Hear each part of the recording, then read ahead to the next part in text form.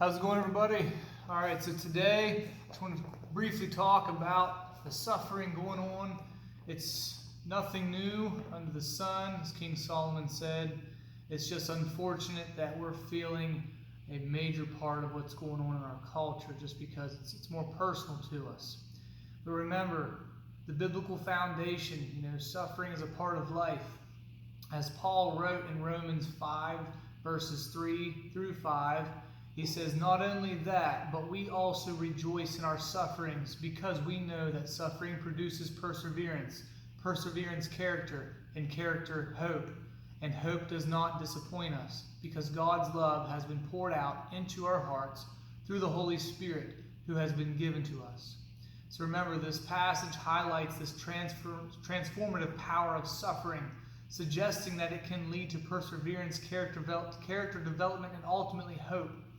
The process of enduring suffering is seen as a way to cultivate virtues that align believers more closely with the character of Christ.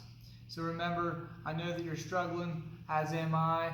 There's a lot going on, and some of us have some personal struggles beyond what happened in our country recently.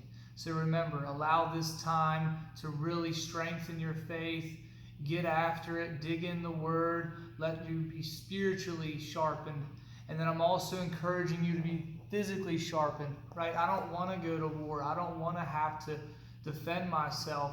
But it's important that even for the sake of helping your family, just being a better leader, a better helpmate, it's good to stay physically well. So start out simple. Do 7 minutes of something difficult today. I like to call it 7 minutes of suffering. And, build up to it. If you can't do a push-up, hold a plank. Remember, before we could walk, we had to stand, right? And if it's too hard from your toes, go down, drop down to your knees and lock in. Once you're there, then you can start doing push-ups from your knees, okay? Once you can do those, do push-ups from your toes, all right? And then the sky's the limit. You can add some things in, some shoulder touches. Go for a walk. But do something difficult for 7 minutes. Get your heart rate up. Get your muscles burning. Eat well, drink well, sleep well. Remember, slow down. Get in the Word and continue to be sharpened by the suffering that is inevitable. So God bless y'all. Have a great day.